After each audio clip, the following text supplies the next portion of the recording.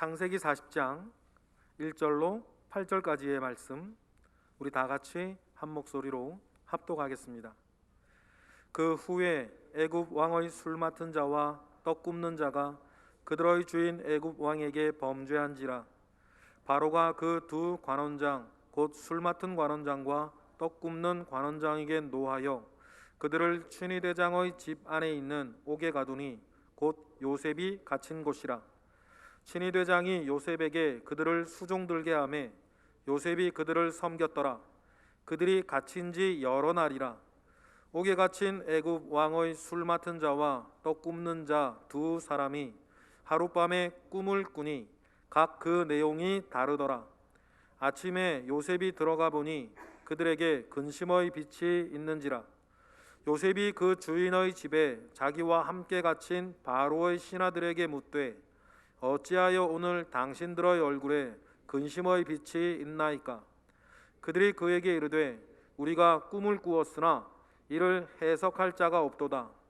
요셉이 그들에게 이르되 해석은 하나님께 있지 아니하나이까? 청하건대 내게 이르소서. 아멘. 오늘 이 찬양에 대한 응답이 우리 김용혁 형제 내외와 여기 계신 모든 분들 가운데 응답되어지기를 축복합니다. 우리도 이 시간 우리의 사랑을 담고 그 사랑의 고백을 담아서 우리도 주님께 이 시간 함께 찬양하고 있습니다. 다음 찬양 우리 같이 우리 하나님께 고백할까요?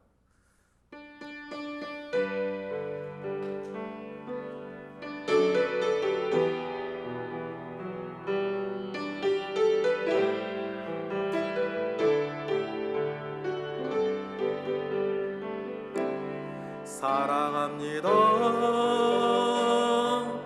나의 예수님, 사랑합니다 아주 많이요. 사랑합니다 나의 예수님, 사랑합니다 그것뿐이에요. 사랑한다 아들아, 내가 너를 잘 아노라. 사랑한다 아들아, 내게 듣고 더하노라. 다시 한번 찬양합니다. 사랑합니다 나의 예수님, 사랑합니다 아주 많이요.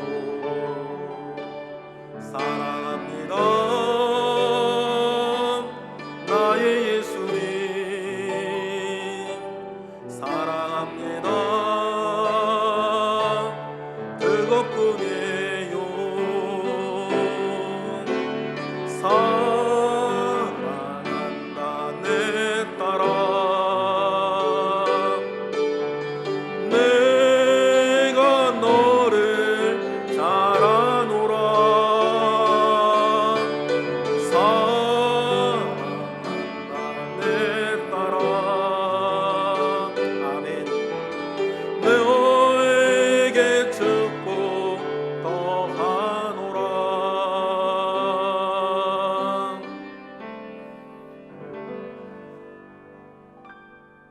맞습니까?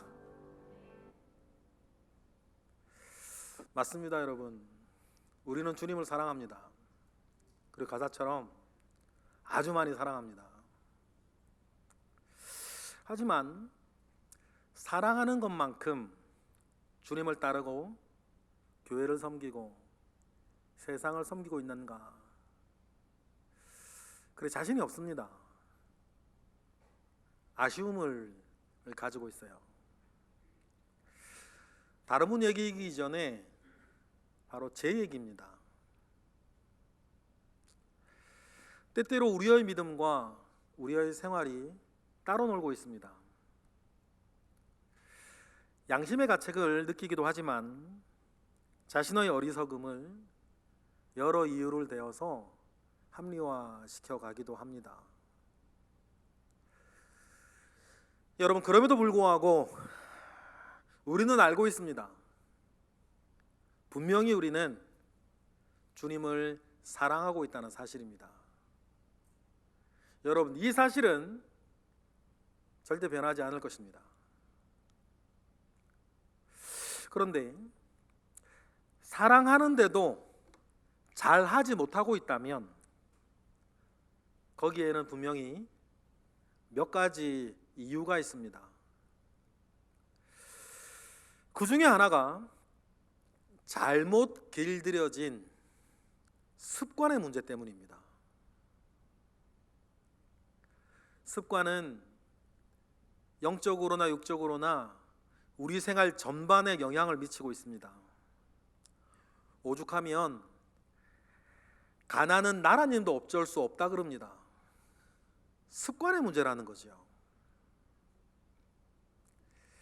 목회를 하다 보면 참 좋은 분이고 괜찮은 그리스도인인데 그에게도 은혜를 가로막고 있는 잘못된 습관이 있어서 그의 발목을 쥐고 있다는 것을 볼 때가 종종 있습니다.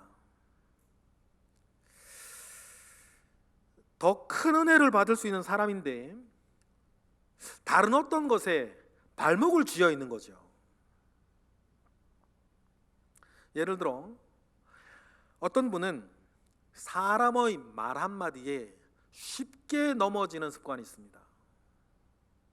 잘 하다가도 다른 사람의 말 한마디에 상처받고 주저앉아요. 어떤 분은 완고한 자기의 생각에 은혜를 막 튕겨내고 있습니다. 그래서 보편적이지 않은 자기의 생각에 갇혀 본인도 괴롭고 다른 사람도 힘들게 하고 있을 때가 있습니다. 어떤 분은 이 술 때문에 곧 원점으로 돌아갑니다. 그러면서 주변에 있는 사람들을 자꾸 반복해서 실망시켜요. 어떤 분은 게으름이 그의 성장을 가로막고 있고 어떤 분은 다른 것은 다 좋은데 이 돈 문제 앞에는 여지없이 무너지는 분들이 있어요. 친절하고 사리가 밝은 분임에도 불구하고 자녀 문제 앞에서는 전혀 그렇지 않은 분들도 계시죠. 여러분, 이 모든 하나하나는 개별적이기는 하나 다른 사람의 이야기가 아니라 우리의 한 일면들입니다. 하나님은 은혜를 가로막고 있는 우리의 장벽을 깨뜨리기 위해서 다양한 방법으로 도전하세요. 부정한 것을 끊고 돌이켜 회개할 것을 늘 권면하십니다. 명령하셔요. 그런데 이 습관의 문제부터 바로잡지 않으면 무너질 위험성이 늘 그 사람에게 있기 때문에 여러분, 우린 습관의 문제에 관심을 많이 가지고 있어야 돼요. 은혜를 많이 받고 능력을 많이 받았는데 그는 내버려둬도 돼요. 왜냐하면 잘못 길들여진 그의 습관은 그냥 내버려두면 어떤 이유에서건 자기가 알아서 무너지고 알아서 시험 들고 알아서 은혜를 잃어버리는데요.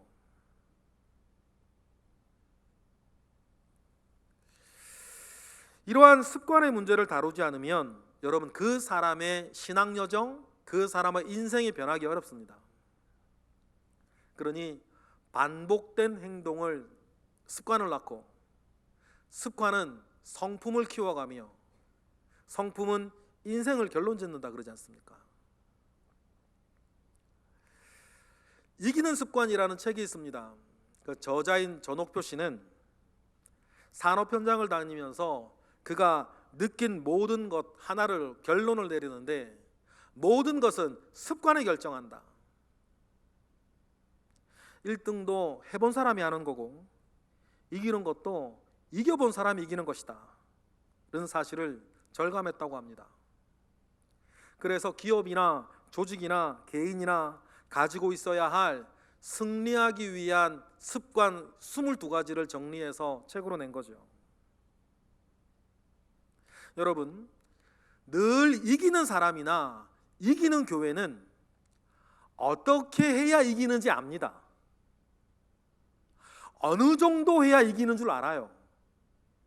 그래서 그는 늘 그만큼을 채우죠. 그래서 이겨요. 여러분, 한 번은 뉴스에서라도 들어보셨을 텐데, 스포츠에서도요, 어떤 팀이 계속 이기고 연승을 하면 그 팀이 하나같이 얘기합니다. 우리 팀은 지는 법을 잊었다. 이기는 방법을 안다는 거죠. 어떻게 해야 이기는지 안다는 거예요. 이기기 위한 습관이 몸에 배어 있다는 것이에요. 저는 저자의 말에 더하여서 우리 신앙의 경주에도 여러분 이기는 습관이 있다는 것을 말씀드리고 싶습니다. 믿음의 삶을 사는 성도들은 승리를 경험할 수도 있고 반대론 어떤 이유에서건 실패를 경험할 수 있습니다. 그런데 우리의 성패를 결정짓는 것은 여러분, 여러분에게 주어진 어떤 사건이나 시험거리가 아닙니다. 승패를 결정짓는 것은 어떤 일을 감당해내는 우리의 영적인 능력, 그 영적인 능력을 배양해 왔던 성품의 문제라는 것을 우리는 꼭 기억해야 돼요. 오늘 우리가 읽은 본문의 요셉을 한번 보십시다. 큰 시험이 젊은 요셉에게 들이닥쳤습니다. 형제들의 배신과 인신매매를 당하고, 그리고 노예로 붙잡혀간 집에서는 안주인의 유혹을 뿌리치다가 누명을 썼습니다. 그리고는 왕의 감옥에 갇혔어요. 죽는 거 정도를 제외하고는 인생의 밑바닥까지 떨어진 것 아닙니까? 여러분, 여기서도 중요한 것은 요셉에게 닥친 사건이 아닙니다. 여기서 중요한 것은 자기에게 들이닥친 어려운 사건들을, 이 사건 하나하나에 요셉이 어떻게 반응하느냐가 중요한 것입니다. 이 모든 일들 가운데에 감사한 것은 요셉에게는 다른 사람들과는 달리 거룩하게 반응할 수 있는 습관이 요셉에게는 있었어요. 그리고 이 거룩한 습관 속에서 하나님은 일하셨고 요셉의 인생을 바꾸어 주셨습니다. 여러분, 오늘은 우리에게도 꼭 필요한 인생을 바꾸는 거룩한 습관, 그 세 가지를 이 시간 말씀드리고 싶어요. 먼저 성경은 우리에게 믿음의 경주를 하고 있다고 말을 합니다. 그리고 고대의 달리기 경기장에서 있는 것처럼 믿음의 경주를 하고 있는 우리에게 다음과 같은 중요한 지침을 내려줘요. 이 지침에는 매우 중요한 거룩한 습관들이 들어있어요. 우리 먼저 히브리서 12장 1절 보겠습니다. 시작. 이러므로 우리에게 구름같이 허다한 증인들이 있으니 모든 무거운 것과 얽매이기 쉬운 죄를 벗어버리고 인내로써 우리 앞에 당한 경주를 하며. 거룩한 습관 세 가지를 찾아보기 전에 이 말씀에서 우리가 먼저 이 말씀을 우리에게 준 어떤 분들을 한번 생각해 보고 싶어요. 먼저 그들을 누구라 그럽니까? 구름같이 허다한 증인들이래요. 마치 관중석에 있는 관중들 같습니다. 하지만 이 관중들은 단순히 입장권을 사들고 들어온 구경꾼들이 아니에요. 이들은 모두 믿음의 경주를 마친 전직 선수들입니다. 이 땅에서 믿음으로 살며 믿음으로 살다 승리할 수 있다는 것을 몸소 보여주는 증인들이에요. 여러분, 경기를 직접 해본 사람들만이 아는 것들이 있습니다. 그래서 경기를 하는 선수의 기쁨과 슬픔과 어려움들을 잘 알고 있어요. 이번 베이징 동계올림픽에서 제가 제일 감동했던 기사가 하나 있습니다. 스피드 스케이팅 해설을 하던 이상화 씨에 관련된 기사였죠. 자신의 경쟁자였고 평창 올림픽 때 자기를 밀어내고 금메달을 차지했던 일본 선수 고다이라 나오가 이번 베이징 올림픽에서 여자 스피드 스케이팅 500m에서 17위라는 초라한 성적을 거두고 말았죠. 그러자 난데없이 해설자로 중계를 하고 있던 이상화 씨가 울음을 터뜨린 거예요. 이때 이상화 씨가 했던 말이 제 마음에 남았습니다. 그녀가 이렇게 말했어요. 무거운 왕관의 무게를 이겨낼 줄 알았는데 심리적인 압박이 정말 컸던 것 같다. 중간부터 흐름이 끊기면서 상위권에 들지 못할 것이라는 예감이 들었다. 그동안 내가 보지 못한 고다이라의 모습이었기에 그런 그녀를 보고 있는 것이 너무 마음이 아팠다 그랬어요. 최고의 선수만이 겪는 그 왕관의 무게를 누구보다 잘 알고 있는 사람이 빙상 여제 이상화 씨 아닙니까? 그래서 자기의 경쟁자이자 친구인 고다이라의 부진을 보고도 그는 울고 말았죠. 얼마나 힘든 일을 겪었을런지 이상화 씨는 누구보다도 잘 알고 있거든요.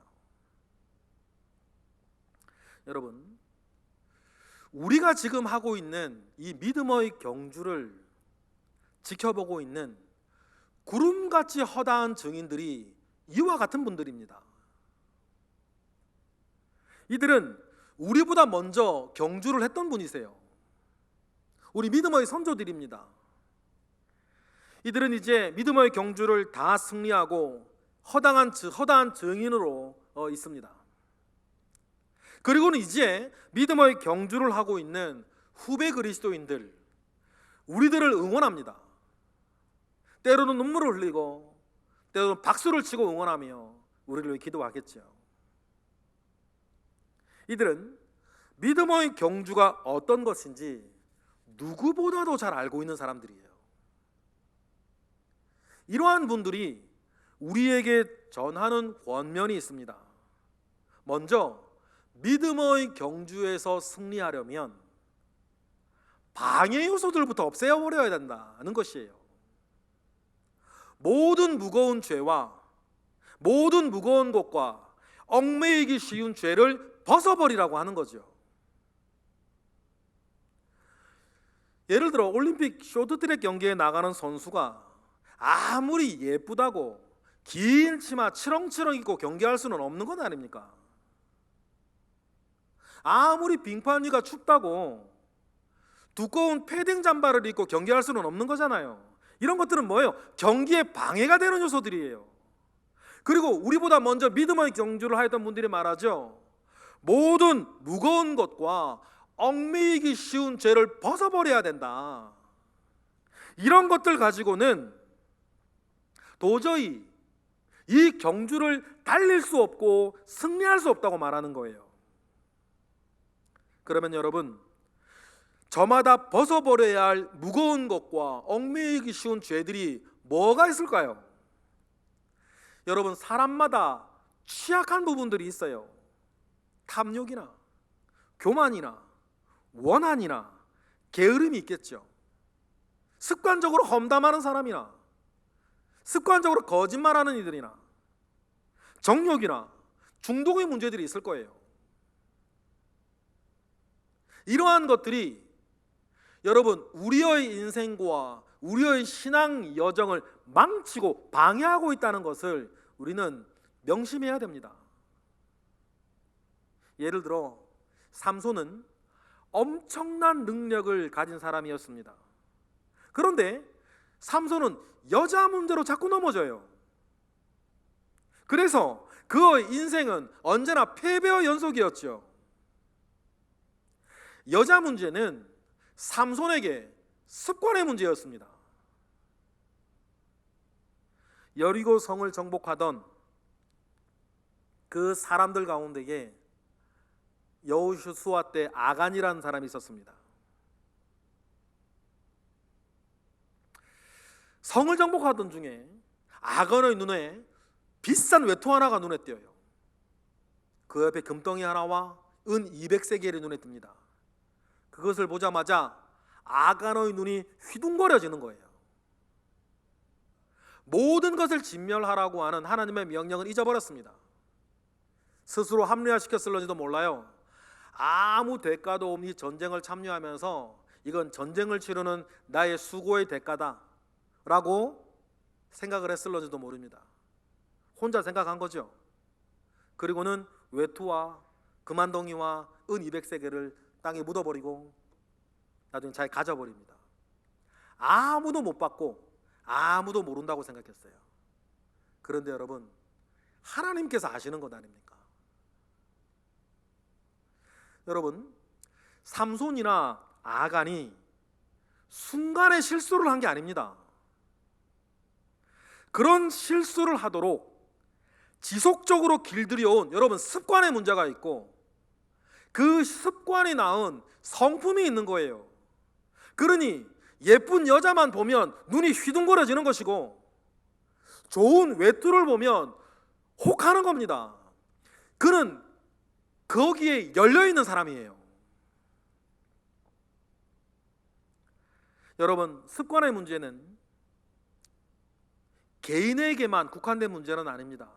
여러분 가만히 보세요. 한 가정, 집안에도 습관의 문제가 있어요. 각 집안에도 반복되는 어두운 습관의 문제가 있습니다. 그래서 싸우는 집안은요, 무슨 일로든지 싸웁니다. 성격이 내림이라고 대대로 내려오는 갈등의 원인, 반복되는 실패의 원인들이 여러분 집안마다 있어요. 여러분, 누군가는 이를 바라보고 가로막아 서는 영적인 사람이 여러분 집안에 최소한 한 사람은 있어야 되는 것 아닙니까? 그래야 여러분 집안이 살아요. 한 나라에도 이런 습관의 문제가 있습니다. 우리나라, 대한민국도, 우리 민족도 역사적으로 반복되는 습관적인 죄가 있습니다. 그것이 뭐냐면 분열이죠. 분열의 죄예요. 분열의 습관이 우리나라인 우리 민족이 늘 있었죠. 여러분, 가만히 우리나라 역사를 되짚어 보세요. 우리나라 5천년 역사를 보면요, 예부터 지금까지 꼭 셋으로 나눠 쪼개서 싸우든지 두 개로 나눠 싸우던 민족이었어요. 물론 중국에도 전국시대가 있었고 일본에도 막부시대가 있었는데, 그런데 그들은 지나지 않아 통일을 이루고 한 나라로 갑니다. 그런데 우리나라는 보면 태고 쪽부터 진안, 변안, 마한 이러다가 삼국시대가 되고, 통일을 이룬 다음에 또 후삼국시대가 되고, 그리고 지금도 보면요, 남북으로 두 개로 나눠서 싸우고 있어요. 그것뿐입니까? 우리나라 대한민국을 놓고 보면 지역으로 딱 양분돼 가지고 또 싸우고 있죠. 지역별로 싸우고, 이념별로 싸우고, 심지어 요즘은 세대별로 싸우고. 우리나라가 분열의 습관이 있다고 한다면 성경에 나오는 이스라엘은 우상숭배의 습관이 있었죠. 우상숭배의 문제에 넘어지는 것이 이스라엘 민족의 습관이었습니다. 요시아나 히스기야와 같은 왕이 나서 종교개혁을 일으키고 신앙 부흥을 일으키기도 했는데, 그 사람들이 죽고 나면 여지없이 우상숭배를 해요. 오죽하면 하나님께서 이스라엘을 다음과 같이 책망하시지 않습니까? 읽어보실까요? 예레미야 22장 21절 시작. 내가 평안할 때에 내가 내게 말하였으나 내 말이 나는 듣지 아니하리라 하였나니, 내가 어려서부터 내 목소리를 청종하지 아니하님이 너희 습관이라. 그렇다면 여러분의 신앙과 일상생활을 좀먹고 있는 무겁고 얽매이기 쉬운 습관, 이 죄의 습관은 무엇이 있을까요? 무엇이 여러분을 자꾸 실수하게 만들고 어떤 것이 여러분을 자꾸 넘어지게 만듭니까? 근본적인 해결을 하지 않은 채 문제만 덮어두고 있거나 위기만을 넘긴다면 여러분 꼭 기억하셔야 돼요. 그 문제는 반드시 반복될 것입니다. 어쩌면 여러분 이미 잘 아실지도 몰라요. 계속해서 분노하고 좌절하고 상처받고 하나님으로부터 은혜를 받아도 곧 제자리로 돌아가게 하는 그런 것들이 여러분 우리 가운데 있단 말이에요. 여러분 이에 대한 가장 안전하고 가장 확실한 해결책은 거룩한 습관을 가지는 것입니다.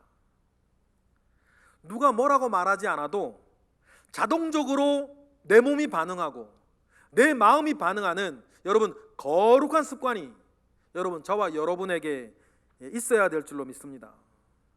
그리고 성경은 그리스도인이 가지고 있어야 할 중요한 3가지 습관을 히브리서는 우리에게 알려줘요. 다시 한번 읽겠습니다. 히브리서 12장 2절, 이 말씀에 3가지 중요한 우리가 반드시 가지고 있어야 할 거룩한 습관 3가지가 이 말씀 속에 들어있죠. 읽으면서 찾아보시겠어요? 다 같이. 믿음의 주요 온전하게 하시는 이인 예수를 바라보자. 그는 그 앞에 기쁨을 위하여 십자가를 참으사 부끄러움을 개의치 아니하시더니 하나님 보좌 우편에 앉으셨느니라. 이 말씀에는 그리스도인이 길들여가야 할, 일평생 길들여가야 할 중요한 거룩한 습관 3가지가 나옵니다. 첫 번째가 뭐냐면 예수를 바라보는 습관이에요. 여기에서 바라보다라고 번역된 아포라오라고 하는 단어는 면밀히 살피고 조사해서 확실하게 알아간다는 뜻이에요. 여러분 어떤 일이 생기면 우리는 습관적으로 믿음의 주요 온전케 하시는 예수 그리스도를 아포라오, 바라보고 깊이 생각하고 조사하고 철저히 알아야 될 줄로 믿습니다. 어려운 일이 생겼을 때에 슬픔이나 상처를 묵상하지 않습니다. 이 일을 통해서 우리 예수님은 무엇을 이루어 가시는지 주님을 바라보고 묵상하고 생각하시는 저와 여러분이 되시기를 바랍니다. 이것이 우리가 가져야 할 거룩한 습관이에요. 어떤 일이 있더라도 우리는 일을 먼저 보지 않습니다.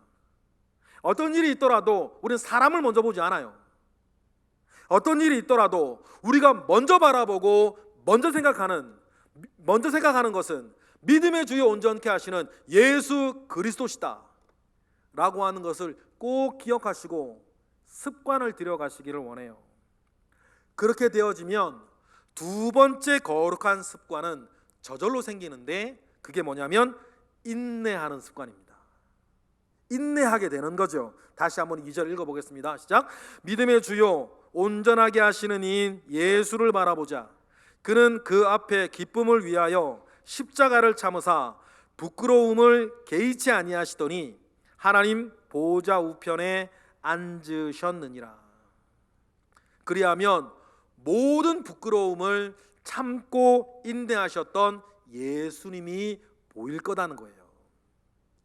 이 부끄러움이라고 번역된 이 아이스균에는 망신을 당하다라고 하는 뜻이에요.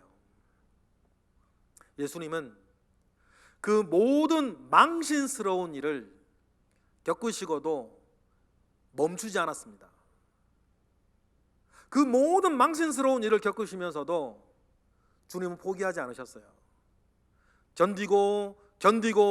견디셔서 끝을 보신 것 아닙니까? 그리고 주님이 끝을 보셨을 때에 여러분 우리는 살아났습니다. 여러분, 인내가 필요하다는 것은 무엇인가를 견뎌야 된다는 거고 무엇인가를 참아내야 된다는 건데, 무엇인가를 견디고 참아내야 된다는 것은 우리가 살면서 반드시 참아내어야 할 어려운 일들이 있다는 뜻이에요.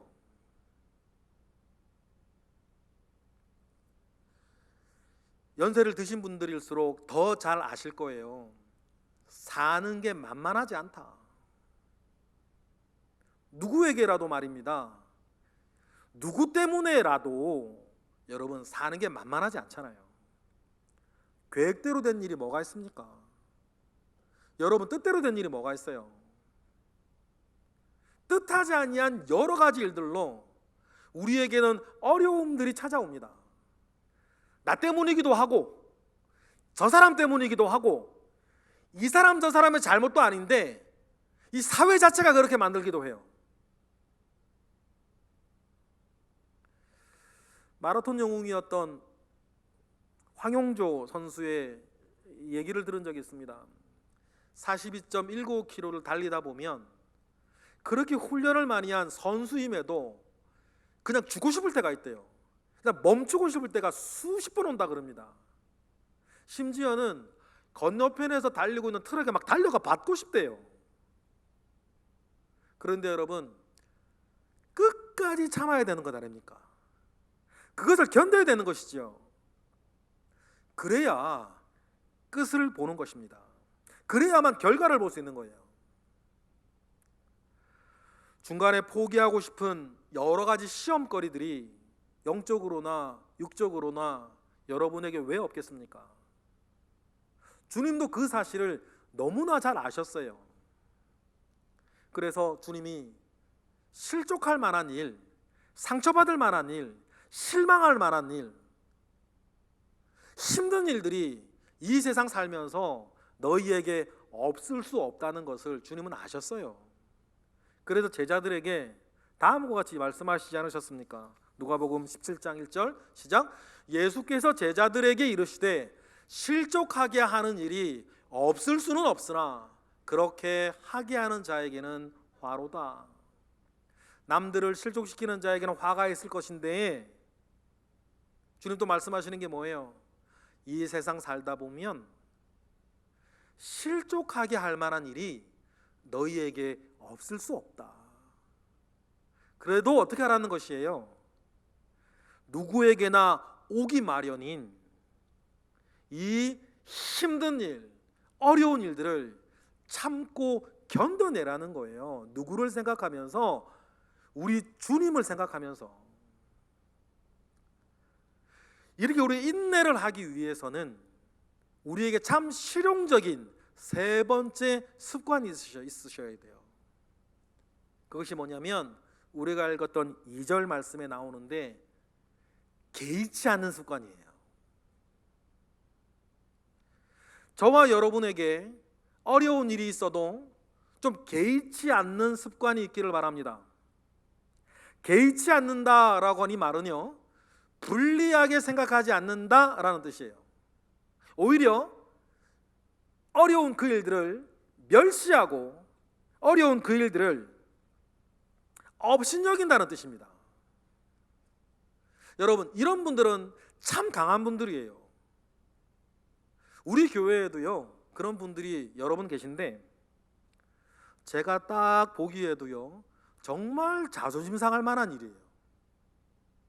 제가 딱 보기에도 되게 힘든 일인 것 같아요. 그래서 제가 묻죠. 힘드시죠? 그러면 이렇게 대답을 하세요. 아이고 냅둬요. 어찌 되겠지. 참 용하다. 아 냅둬요. 어찌 되겠죠 뭐. 그러면서 자기는 자기 삶을 살아요. 이걸 뭐라 그래요? 개의치 않는다는 거예요. 여러분, 사실 저와 여러분에게 이런 습관 좀 필요합니다. 말 그대로 개의치 않는 거예요. 하나님께 냅다 맡겨버리고 아 냅둬요. 어떻게 되겠지 뭐. 그러고는 나는 오늘 내게 주어진 삶을 사는 거예요. 상처에 빠져 슬픔을 누리는 것 애처로운데요, 여러분 그거 하나님 앞에 선하지 않습니다. 적당히 하셔도 돼요. 열받는 거 말이죠, 적당히 받으셔도 돼요. 스트레스 받는 거 적당히 받으셔도 됩니다. 그리고 우리가 가지고 있어야 할 세 번째 습관, 개의치 않는 습관. 그리고는 나의 삶을 사는 습관. 여러분 그것이 있어야 됩니다. 우리가 읽은 히브리서 12장의 그 말씀들을 종합을 하면 모든 일에 대해서 내가 아니라 주님을 보라, 모든 일에 대해서 사건이 아니라 그 뒤에 계신 주님을 보라, 주님을 생각하라는 거예요. 우리 주님은 어떤 분이시니까? 이어지는 3절 말씀 보실까요? 다 같이 시작. 너희가 피곤하여 낙심하지 않기 위하여 죄인들이 이같이 자기에게 거역한 일을 참으신 그분을 생각해라. 여러분, 우리는 알고 있습니다. 우리가 인내하여서 믿음의 경주를 마치면 좋은 일이 기다리고 있다는 것을 우리는 알고 믿어요. 보좌에 앉으신 예수님처럼 말이에요. 하지만 이러한 소망을 알지 못한 채 중도에 멈춘 분들이 있어요. 믿음을 떠난 분들이 있고요, 몸은 교회에 있는데 영적인 태만과 게으름 속에 믿음 안에서 그 어떤 것도 기대하지 아니하고 마치 살았다는 이름을 가졌으나 실상 죽은 자처럼 있는 분들이 계신단 말이죠. 그러나 우리가 분명히 기억해야 될 것이 있습니다. 우리 중 그 누구도 이 믿음의 경주의 끝을 본 사람은 없다. 얼마 전 우리보다 앞서 가신 김수성 권사님은 그 믿음의 끝을 보셨겠죠. 그리고 오늘 히브리서의 말씀처럼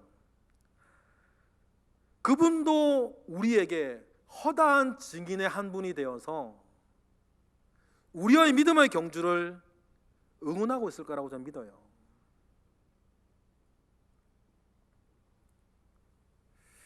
여러분, 우리는 아직 경기 중에 있습니다.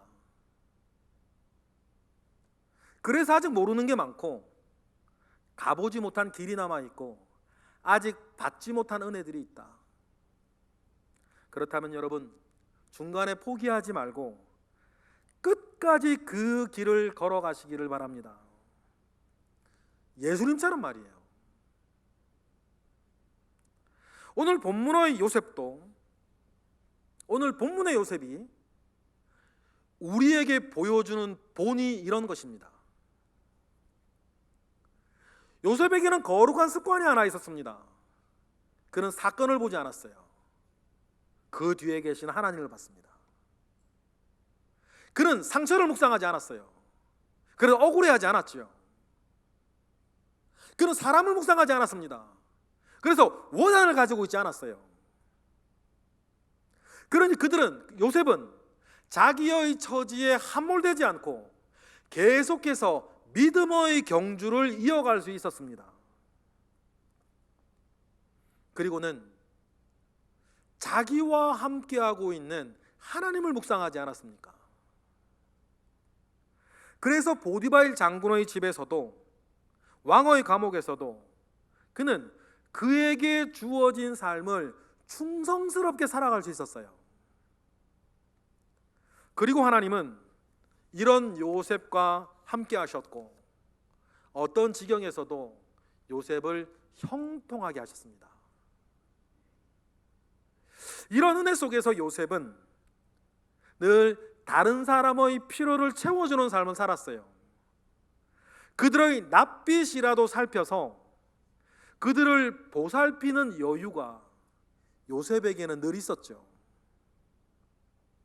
그래서 요셉에게는 다른 사람을 보살피고 도와주는 것이 그가 가진 거룩한 습관 중에 하나였어요. 자기도 감옥에 갇혀 있었지만 요셉은 원망하지 않습니다. 그리고 그의 눈은 늘 다른 사람을 향해 있었어요. 그러다가 어느 날 새로 들어온 2명의 죄수가 있어요. 왕의 술을 맡은 관원장과 떡을 맡은 관원장이라고 그랬습니다. 그리고 늘 다른 사람을 도울 수 있는 습관이 있던 요셉은 그들의 낯빛을 보면서 이상한 것을 느껴요. 오늘 본문 6절이죠? 다 같이. 아침에 요셉이 들어가 보니 그들에게 근심의 빛이 있는지라. 마치 요셉의 눈은 하나님의 눈을 대신하는 것 같습니다. 하늘의 하나님에 대해서 시편은 이렇게 얘기를 하죠. 시편 33편 13절 시작. 여호와께서 하늘에서 굽어보사 모든 인생을 살피시는 것처럼 요셉은 자기의 인생에서 다른 이의 인생을 살피고 있었어요. 이때 요셉은 아직 책임을 맡은 총리가 아니었습니다. 자기도 죄수의 몸으로 감옥에 있어요. 그러나 요셉은요, 개의치 않습니다. 그리고 자기의 삶을 살아요. 그러니 다음과 같이 물을 수가 있었죠. 7절 다 같이. 요셉이 그 주인의 집에 자기와 함께 갇힌 바로의 관원장에게 묻되 당신들이 오늘 어찌하여 근심빛이 있나이까. 이와 같이 개의치 않고 자기의 삶을 살던 요셉은 그들에게 다가갈 수가 있었죠. 사실 늘 그랬어요. 보디발 장군의 집에서도 요셉에게는 노예 근성이라는 것이 없었습니다. 그래서 다른 노예들과는 다르게 열심히 살았어요. 그러니 그 안에서 가정총무가 되죠. 감옥에 들어갑니다. 요셉은 역시 인내하며 개의치 하지 않았어요. 하나님을 생각했거든요. 감옥에서도 열심히 살아요. 그러니 감옥의 모든 사물을 요셉에게 맡기는 거예요. 여러분, 이것이 요셉이 가지고 있던 거룩한 습관이었어요. 그는 언제나 사람보다 자기가 겪고 있는 일보다 하나님을 더 크게 생각했습니다. 그러니 다음의 말을 죄수들의 이야기들을 듣고 말할 수가 있었죠. 오늘 본문 8절이요. 시작. 그들이 그에게 이르되 우리가 꿈을 꾸었으나 이를 해석할 자가 없도다. 요셉이 그들에게 이르되 해석은 하나님께 있지 아니하니까 청하건대 내게 이르소서. 요셉은 늘 하나님을 생각하고 있었습니다. 꿈 얘기를 듣고도 그래서 습관적으로도 말할 수 있었죠. 해석은 하나님께 있지 않습니까? 개의치 않고 나에게 말하십시오. 여러분 잘 아시죠? 이 일이 요셉의 인생에 역전의 발판이 됐습니다. 이 일을 시작으로 요셉이 애굽의 총리가 되지 않습니까? 그리고 자기의 거룩한 습관 그대로 총리가 되어서도 다른 사람들을 보살피며 열심히 삽니다. 그러니 요셉은 평생에 정적이 없었어요. 요셉을 시기하는 사람이 없었죠. 요셉에게 자리를 턱하니 주고 일을 턱하니 맡기면 이익이 자기들에게 돌아온다는 것을 알았어요. 그러니 요셉이 무슨 일을 한다 그래도 어떤 자리에 올라가도 사람들이 경쟁하지 않았죠. 여러분, 요셉이 이러한 삶을 살 수 있었던 것은 성도로서 우리가 마땅히 가지고 있어야 할 거룩한 습관이 요셉에게 있었기 때문입니다. 여러분, 습관은 단순한 버릇이 아닙니다. 습관은 여러분의 성품을 길러가는 중요한 시간들이에요. 성도는 성도가 가지고 있어야 할 마음의 습관이 있고, 성도는 성도가 가지고 있어야 할 삶의 습관이 있습니다. 많이 가지면 많이 가지고 있을수록 더 큰 은혜 받고 더 큰 은혜를 누리게 하는 거룩한 습관들이 있습니다. 그 습관들 가운데에 오늘 히브리서가 가르쳐주고 요셉의 일생에서 배울 수 있는 세 가지 거룩한 습관, 하나님을 먼저 생각하고 인내하며 개의치 않고 나의 삶을 살아가시는 그런 거룩한 습관이 저와 여러분을 강하게 하고 복되게 하리라 믿습니다. 기도하겠습니다. 할렐루야. 하나님, 감사와 영광을 올려드립니다. 오늘의 말씀을 우리가 깊이 새기고 나의 말씀으로 받아 나의 삶이 변하게 하시고 더욱더 복되게 하옵소서. 능히 그리하실 줄을 믿고 예수 그리스도 이름으로 기도드렸나이다. 아멘.